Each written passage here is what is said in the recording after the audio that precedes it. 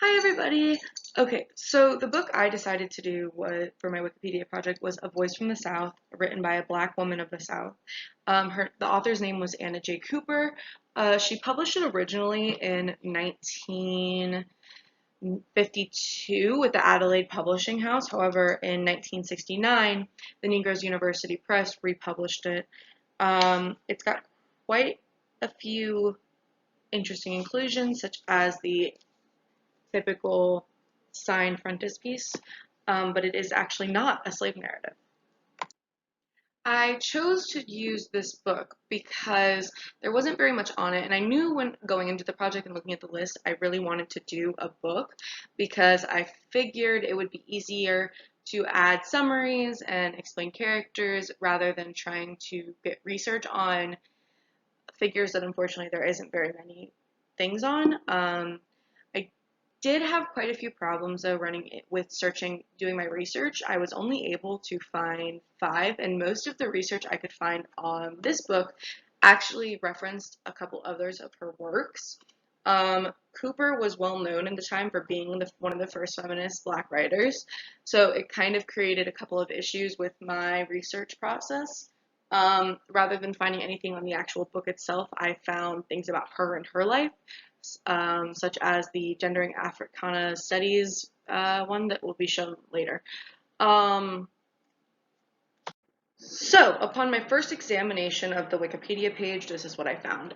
It was very bare bones. There wasn't really anything there besides the very brief introduction, the overview, and obviously the references. The introduction I added quite a bit to, such as an actual description of the book rather than it simply focusing on Anna J. Cooper. Additionally, all it really states about the book is that this is one of the first articulations of Black feminism, which is true, yes, but it's not the main point of the entire novel. The novel is actually a collection of essays about Black feminism, Black rights, the Black rights movement, all sorts of things that were going on at the time. So right here you can actually see what I added. So I added that the book is divided into 2 parts, so prena obligato and tutti ad libitum. Each section contains 4 individual essays. This book actually led to the term Cooperian being coined when speaking about Anna J. Cooper, and it is considered one of the first full-length Black feminism texts.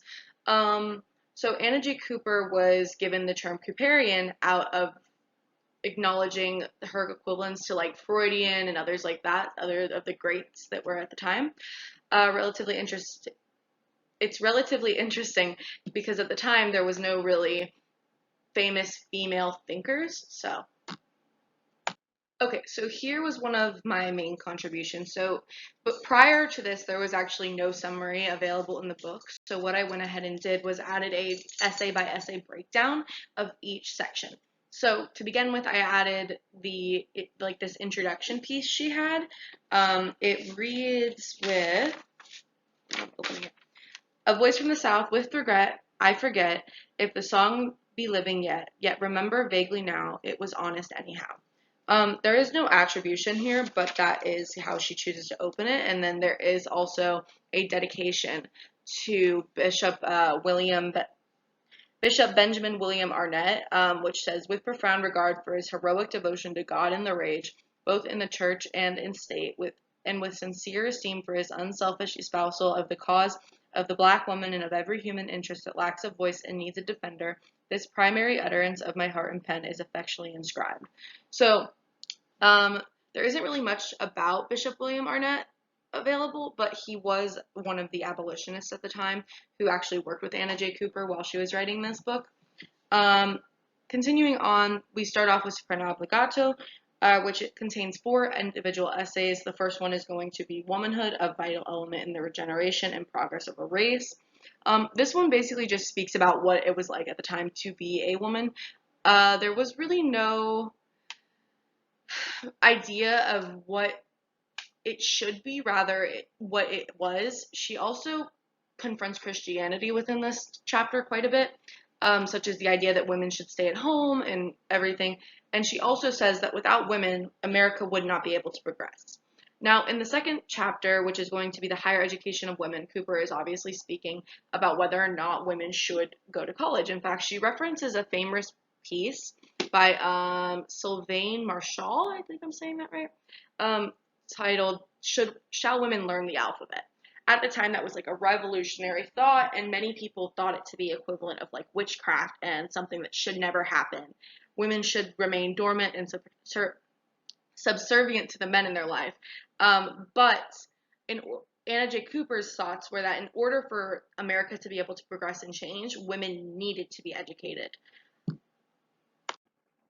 So, this next chapter is titled Women versus the Indian, and now this essay comes, like the title, comes from what Anna J. Cooper calls a thoughtful and suggestive papers read by Reverend Anna Shaw at the National Women's Council in Washington in February of 1891. Now, Cooper then begins to explain the Women's Club, which I cannot say, but I believe it is called Wimdiosis. Which had a secretary who was completely and utterly repulsed by the idea of black people becoming educated, specifically black women. Cooper is then criticizing a bunch of the people who were famously involved with the women's rights movement, such as Susan B. Anthony, and obviously Reverend Anna Shaw. She also is desperately trying to explain that black women in America are less safe than white women in America, and overall the theme of this one is women must be equal in order to achieve the desired effects of the women's right movement. As in, she cannot comprehend that or fathom how it would be possible for white women to achieve freedom without black women achieving the same. Following that, we have the status of women in America. This is going to be the last section in Soprano Obligado. Basically, she starts out this chapter by listing all of the great black Americans who have helped alter the United States. So like Dorothea Dix, Helen Hunt Jackson, Lucretia Mott. She then begins to criticize the American Civil War and how destructive it was overall, rather than being something for progress. She then also explains how the jobs of women have changed since the pioneer days of the civil rights movement. As a Christian, she also has to mention the Women's Christian Temperance Union, and then she also acknowledges that black women and women in general were simply not in government at the time. She then closes out this chapter in like a roundabout kind of way by again referencing a couple of more greats, such as Amanda Smith, Sarah Woodson Early, Martha Briggs, Charlotte Fortin Grimke, Hallie Quinn Brown, and Fanny Jackson Copen. And then she makes it like extremely, extremely important that we must acknowledge how much women have impacted America's society, and how it would be far less advanced without them. So the theme of this essay is going to be the importance of women in America. So I am running a little low on time, so I am going to speed through this part, but basically 2D Ad Libdom focuses as America as a whole rather than simply on the women of America. So it begins with, has America a race problem? If so, how can it best be solved? And actually the next chapter, which is basically just talking about what the race problem is. In the next chapter, one phase of American literature actually has two names. So in the actual page chapter, so on page 200 and something, I can't remember right now. It is titled One Phase of the American Literature, but in the table of contents, it's actually titled The Negro as Presented in American Literature, which is relatively interesting. So then, that one just speaks about all the greats in American literature at the time and how there's two different types of authors. There's those that want to write and those that feel they need to write to prove a point. These two chapters were actually relatively intense to read. So What Are We Worth is actually speaking about the effects of the American slave trade and how the enslaved people believe that they were worth less than nothing, or the equivalent of a leaky boat. The Gain from a Belief simply is talking about how you must believe in God in order to persevere. And finally, my references here, I added in 3 new references. I added in the actual book because no one had included it prior. I added in Gendering Africana Studies. I added in one of the May Vivian ones and one other, but it's really tiny. I can't see it now. So for peer review, I was given Alia and Reese to review. So Alia's was actually, she was doing really good. She had a really good start. It was very well organized. The only thing I was asking was pretty much like, I would like to know more about her early life. So like, what did her parents do, and so things similar to that. Um, there was very few information, but also I'm kind of worried that she might not have been able to find it due to the fact that there was not enough resources.